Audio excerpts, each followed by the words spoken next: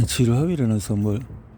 우리의 시간관념은 역설적이다. 우리가 시간을 경험하는 것과 회상하는 것에는 차이가 있다. 주말 여행은 매우 빨리 지나가지만 우리의 기억 속에서 그 시간은 우리가 집에서 보낸 주말보다도 훨씬 더 길게 느껴진다. 지연된 열차를 기다리는 순간 영원처럼 느껴지지만 며칠만 지나도 우리는 그때를 거의 기억하지 못하며 그 순간의 여러 경험과 모험의 소용돌이 속에서 너무나 하찮게 느껴진다. 하지만 우리가 이런 순간에 갇히게 되면 시간은 느리게 지나가고 우리는 어쩔 줄 몰라서 영원처럼 느껴지는 시간을 견뎌야 한다. 아이가 있는 사람이라면 누구나 아이 심심해 라는 투덜거림에 익숙하다. 어른이 되면 우리는 지루함을 더 이상 분명하게 표현하지 않지만 그렇다고 느끼지 않는 것은 아니다. 새로운 계산 방식에 따르면 미국에서는 직장에서의 지루함을 견디는 대가로 연간 1,000억 달러의 임금이 지급되었다. 전 세계 대도시 사람들은 1년에 200시간 이상 교통 체증에 거쳐서 시간을 보낸다. 또한 지루한 회의 시간을 참고 견디거나 약속을 늦는 상대를 기다리거나 크리스마스 이브에 울리는 작은 종소리를 간절히 기다린다. 그런 순간에 닥쳐오는 지루함이라는 감정을 너무나 견디기 어려워 차라리 전기 충격을 선호하는 사람도 있다. 그러면 지루함이란 정확하게 어떤 감정일까?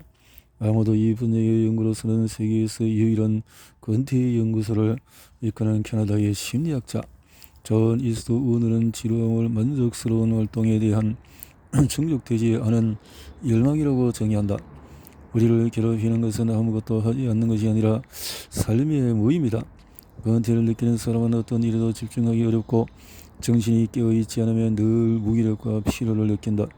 이들은 한편으로는 무기력하지만 한편으로는 안절부절 못하고 짜증을 잘 낸다. 연구자들은 불편한 감정이긴 하지만 권태가 우리 인간에게 긍정적인 측면이 많은 중요한 감정이라고 말한다. 철학자 안드레아스 엘피도로는 수년 동안의 권태를 연구해왔으며 이것이 삶에서 얼마나 유용한지 처음으로 밝힌 사람 중에 하나다. 그런 사람들이 지루함과 휴식을 혼동하는 경향이 분명히 있다고 말한다. 둘 다 활동적이지 않은 상태이기 때문이다. 하지만 가장 큰 차이점은 각각의 상태에 대한 평가다. 아무도 지루한 상태로 살아가기를 원치 않는다라고 엘피도로는 말한다. 기분이 나쁘기 때문이다. 기분이 좋다면 진정으로 지루한 상태가 아니다. 고통과 지루함을 비교하는 것은 지루함이 우리에게 왜 중요한지 보여주기 위해서다. 고통은 우리 몸에서 무언가가 잘못되었을 때 일어난다. 잘못되었으므로 돌보고 고쳐야 한다고 우리에게 경고하는 것이다. 가령 고장난 의자에 너무 오래 앉아 있으면 허리가 아프기 시작한다. 이는 몸의 위치를 바꾸려는 명확한 신호이거나 일어나서 움직이라는 경고이기도 하다. 지루함은 우리 정신이 내리는 비싼 경고일 수 있으며 또한 변화하려는 암시이기도 하다. 지루함은 우리를 올바른 길로 다시 인도하려는 신호입니다라고 엘피도로는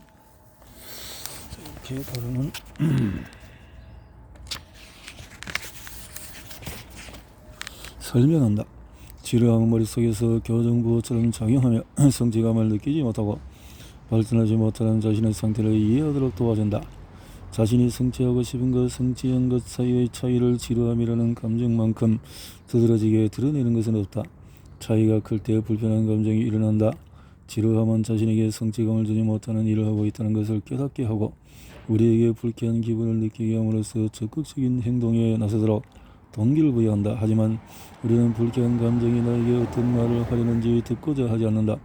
그 감정의 이야기에 귀를 기울이게 되면 자신의 행동에 비판적인 의문을 제기하고 자신의 삶을 돌아보아야 하기 때문이다. 그걸 누가 좋아할까? 우리가 지루함을 산만으로 행동하려고 몰아내고 아력으로 고통을 억누르거나 두려움을 억누르는 이유는 바로 이 때문이다. 당신은 언제 마지막으로 지루함을 느껴보았나? 요즘 세상에서는 지루함을 느낄 새가 거의 없다. 우리는 일과를 서둘러 해치우고 퇴근 후에는 아이들을 챙기며 혹시 조금이라도 지루할 틈이 생기면 스마트폰 액정 위에서 간단한 손동작으로 냉큼 지루함을 몰아낸다. 술집과 영화관이 모조리 문을 닫았던 코로나 대유행기의 엄격한 봉쇄 기간 동안에 우리 사회가 얼마나 권태에 대한 수용력이 낮은지 쉽게 알 수 있었다. 인터넷을 비롯해서 온갖 인간, 신문, 잡지는 갑자기 자유로운 시간을 잘 활용할 수 있는 방법에 대한 조언으로 가득했다. 우리는 항상 불쾌한 감정의 싹을 미리 잘라버린다. 생각과는 달리 지루함에 대한 혐오는 디지털 시대의 현상만은 아니다. 심지어 고대의 더 지루함은 수도사의 병으로 변화되었다. 지루함이라는 감정을 시간을 색다른 느낌으로 경험할 수 있는 기회로 바꾸고 싶다면 이 감정을 가만히 들여다보라. 감정을 가만히 들여다보라. 지루함은 또한 자신을 다시 한번 깊이 들어볼 수 있는 기회를 주기도 한다. 자, 권태감, 결혼생활의 권태감, 이런 것들에 대해서도 디폴트 모드 네트워크라고 불리는 특별한 모드로 전환되는데, 이런 삶을 이어가는 데 필수적인 과정이기도 하다.